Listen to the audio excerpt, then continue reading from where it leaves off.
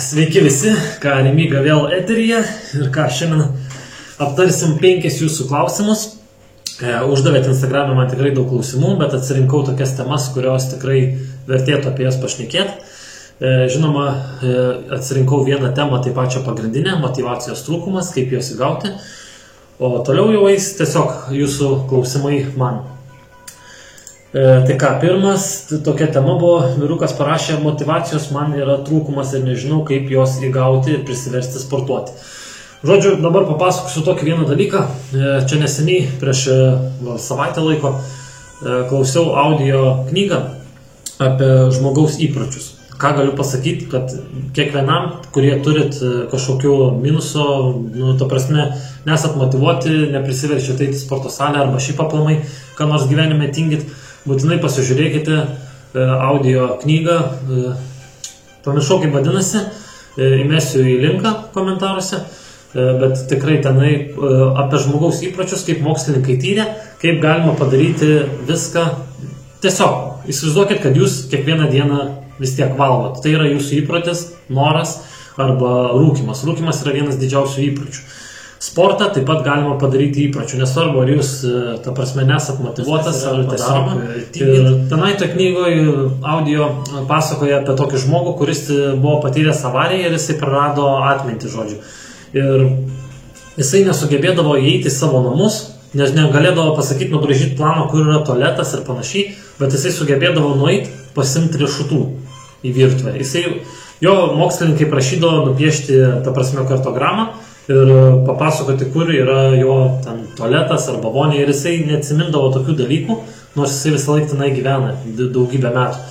Bet, ta prasme, jisai, jeigu užsimanydavo maisto arba riešutų ar ko, jisai žinodavo, kur yra virtuvė, kur nueiti ir kur pasimti, nes tai tiesiog tapdavo jo įpročiu, nes jisai visą laiką valgydavo juos. Tai tas pats yra su rūkymu. Jūs visą laiką rūkot, tą patį galima padaryti ir su sportu. Nueikit 1-2 kartus, prisiverskit ir paskui su laiku viskas pasikeis. Tas pats ir su pokyčiais. Jeigu nematot pokyčių, nusifotkinkit, pasidėkit savo nuotrauką, pamirškit. Daugiau jūs tokio bičiuko arba mergaitės nebematysit, todėl nes jums atrodys nėra pokyčių, pažiūrite nuotrauką ir matot, kad pokyčiai vis dėlto yra. Gerai, važiuojam prie kito. Kaip tu tęseisi savo gyvenimo kelią, kokie buvo sunkumai? Sunkumų, manau, turim kiekvienas ir čia nėra paslaptis, kad žmogus turi ir, kaip sakant, ir šiltų dienų, ir šaltų dienų. Ir mano gyvenimas buvo tikrai nelengvas. Kai tėčio neturėjau, tai teko gyventi tik su mama. Tai išėjau gan anksti dirbti, tikrai manau, kas mane seka, žinot mano istoriją, kad aš nuo 15 metų pradėjau dirbti, darbuotis. 19 metų įsikrausčiau į Vilnių, palikau savo Kauno draugus, tenai tada į Vilnių atsikraustęs nieko neturėjau, tik tis draugę.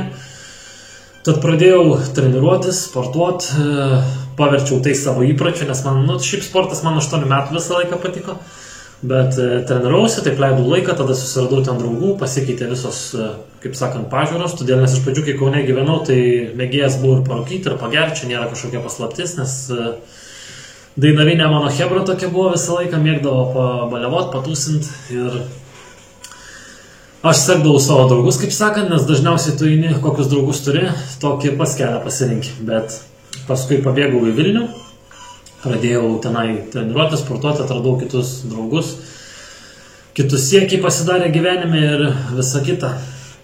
Tad ką palinkėsiu jums irgi žiūrėti savo draugus, ką jie daro ir nenueiti šunkeliais. Apie sunkumus dar nepapasakau. Sunkumai tai visokių aš turėjau sunkumų, ypač sporte tai būdavo minusų visą laiką galėjau mesti, todėl nes buvau pasiekęs vieną geriausių savo formų ir susirgau plaučių uždegimu labai stipriai. Gulėjau lovoj, ten gal porą savaičių, temperatūra ten laikėsi man 39-40, vos ne visą šlapęs, žodžiu, numečiau aš kažkur apie 20 kg. Turiu nuotraukas, galėsiu įkelti nuotrauką, parodyti. Žodžiu, tragedija buvo, bet, kaip sakant, aš visą laiką buvau motyvuotas ir man niekad nebuvo tokio dalyko, kad aš neįčiau sportuoti ar panašiai. Tiesiog buvo gaila viso progreso, tačiau grįžau su kaupu, pradėjau sportuoti, stengtis dar labiau, nes negalėjau matyti savęs tokio veidrodyje.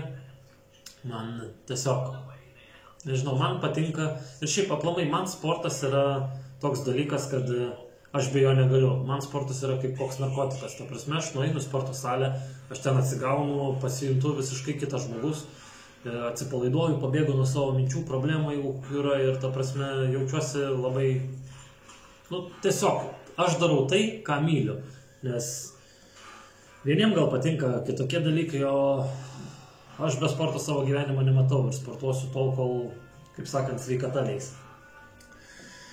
Taip, trečias klausimas. Nuo ko prasidėjo visas kelias?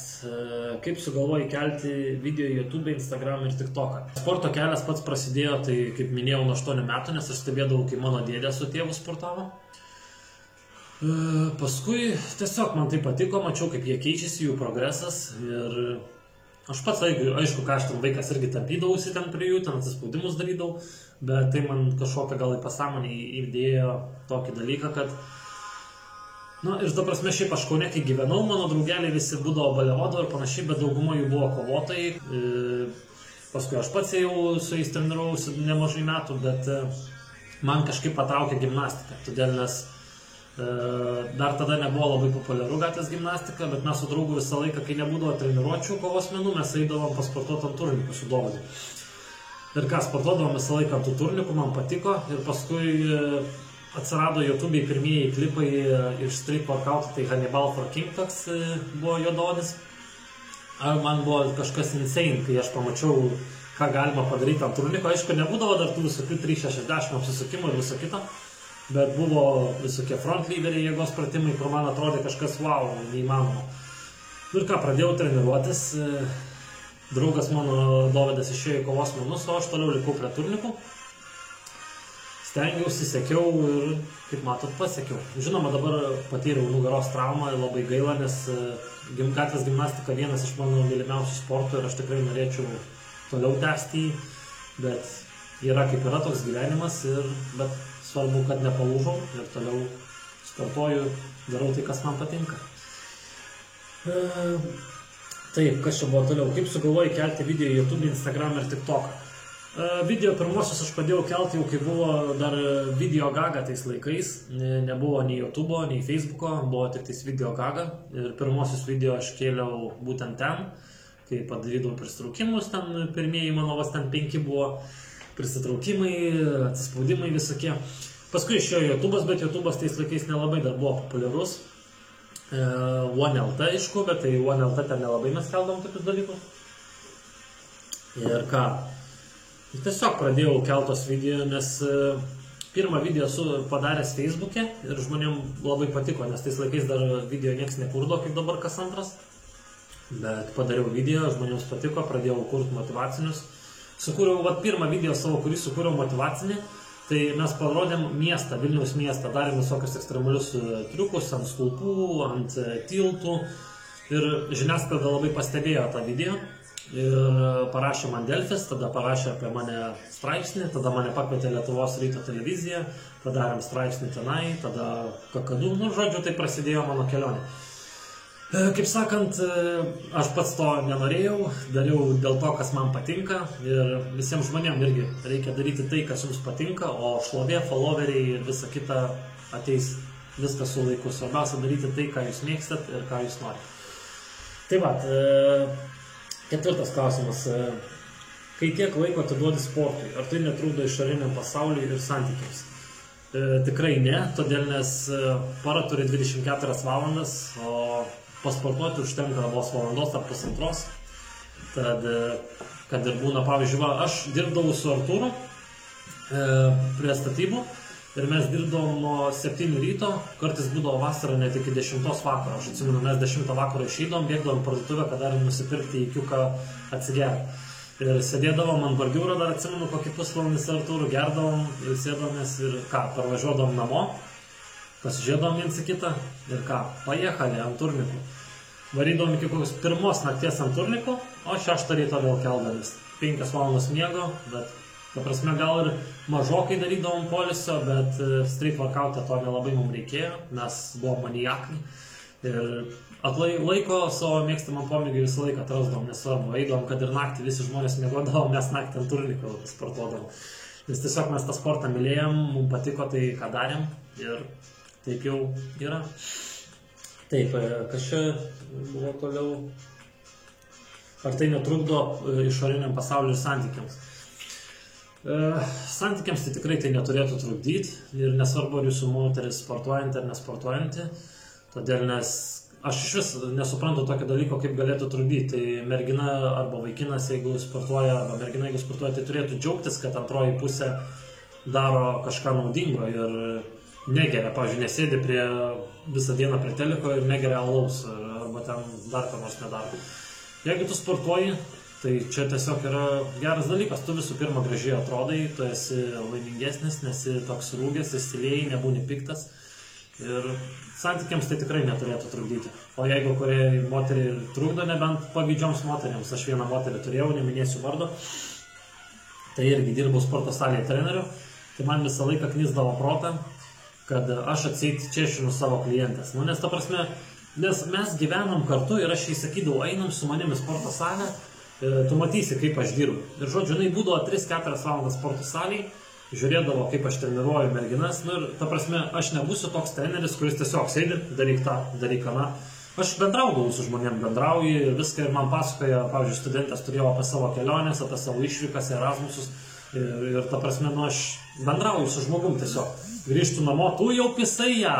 Žodžiu, what the fuck, žodžiu, taip ir gavosi, kad mes įsiskiriam, nes, perdėtas pavydas. Bet žmogus, kuris nepavydys, tikrai turi džiaugtis, kad antroji pusė sportuoja, stengiasi ir turbūt stengiasi dėl būtent tavęs, nes nori atrodyti tau gražiau. Tai tiek. Toliau, paskutinis klausimas. Kokia tavo sporto istorija gyvenime? Ką supratai, kas pasikeitė? Kaip tai kas pasikeitė? Pagrindė tai pasikeitė draugai. Todėl, nes, kaip minėjau, Kaune pas mane buvo visi draugai balevojantis. Ir ta prasme, aš irgi būdavo, kad kaip reikiant užgerdavau su jais ir čia nėra kažkoks pasigirimas. Nes būdavo taip, kad pildom ir savaitę ir dvi ir ko tik negerdom, visokius jamaikas, biršeikus ir, Jėzus, baisu net prisiminti. Bet ką, etapas, jaunystė, kvailystė, kaip sakant, bet aš džiaugiuosi tikrai, kad nuėjau kitų kelių, nes dar net iki šiol matau to savo kai kuriuos senuosius draugus, kad jie nepasikeitė. Daro, ką daro, gyvena kai kurie dar su mamom, neturi savo gyvenimo ir, ką aš galiu pasakyti. Darykite tiesiog tai, kas jums patinka. Gerkit. ne. Šiaip tai, jie pasirinko tokį gyvenimo kelią, aš pasirinkau tokį gyvenimo kelią ir čia nieko nepakeis. Aš esu laimingas, kokį aš turiu gyvenimą, nesiskundžiu nieko, ką pasiekiau. Turiu viską, ko aš noriu, ko geidžia mano širdis. Tai tiek. O ko daugiau žmogui reikia? Būt laimingam, daryti, ką jis mėgsta, kas jam patinka. Ir kaip supratai, kas pasikeitė? Tai pasikeitė tiesiog tas pats mano mąstymas visas. Požiūris į gyvenimą turbūt, nes rūpėjo tik tais, kas man rūpėjo? Rūpėjo tik tais mergos, alkoholis, iš kur gauti pinigų, kad nusipirkti ten išgertą, parūkyti, pasimuš su kuo, ar tokie dalykai. O taip tai, jokio iš to prasmės, nes aš tokių istorijų turiu iš savo jaunystės, kad Dieve padėk. Jeigu aš pasakočiau, tai čia galėčiau pasakoti ir pasakoti jums ilgiausius podcastus ir ilgiausiai būtų video. Mano gyvenimas buvo, kaip sakant, pilnas visokių istorijų, kupinas blogų nutikimų, gerų nutikimų, bet gyvenime einam tik tais vienu keliu, tuo, kokį jį pasirenkam. Ir nesvarbu, yra heiteriai, yra tie, kurie tave mylės, yra tie, kurie nekęs. Svarbiausia, kaip aš minėjau, jau daryti tai, ką tu mėgsti, ką myli ir tiesiog būti laimingas. Ačiū, kad buvot su manim šį video. Nepatingėkit, paspauskit like, paprenumeruokit kanalą. Žinoma, į Instagramą rašykit man toliau savo klausimus. Ir kursiu toliau, darysiu video ir tikiuosi, kad jums patiko, nors kiek pajutot mano, kaip sakant, dvasią ir supratot, ką aš jaučiu, kaip aš myliu sportą, kaip aš myliu savo gyvenimą ir būkit laimingi ir su artėjančiomis šventėm. Boom!